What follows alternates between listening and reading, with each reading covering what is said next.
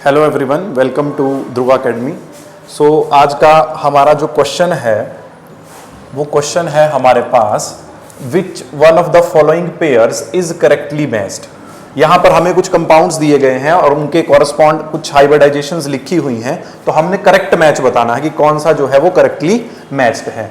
तो हम क्या करेंगे, सबसे पहले हम हाइब्रिडाइजेशन का जो हमें फॉर्मूला पता होता है, H will be equal to 1/2 V plus M minus C plus A। ठीक है, यहां पर V क्या है, वैलेंस इलेक्ट्रॉन है सेंट्रल एटम के, जिसके अराउंड जो है वो हम हाइब्रिडाइजेशन निकालते हैं। M क्या है, यहां पर मोनोवेलेंट एटम है, C is the charge on cation and A is the charge on anion. तो यहां पर हम देखेंगे कि CH4 में क्या हाइब्रिडाइजेशन आएगी। So H will be equal to 1/2 carbon के बैलेंस शेल में 4 इलेक्ट्रॉन और इसके साथ मोनोवेलेंट एटम कितने जुड़े हैं, 4 हाइड्रोजन जुड़े हैं, तो ये बन जाएगा हमारे पास 8/2 which comes out to be 4। और 4 के कॉरस्पॉन्ड जो हाइब्रिडाइजेशन आएगी स्टेरिक नंबर के, वो आएगी sp3।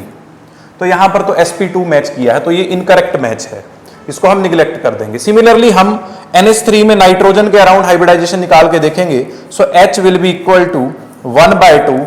अब नाइट्रोजन जो है 15 ग्रुप में आता है, तो इसके पास जो वैलेंस इलेक्ट्रॉन है वो 5 है ना। सो 5 प्लस 3 इसके साथ मोनोवेलेंट जुड़े हैं, तो ये हमारे पास बन जाएगा 8/2 which again comes out to be 4। और 4 के कॉरस्पॉन्ड जो हाइब्रिडाइजेशन आती है दैट इज sp3।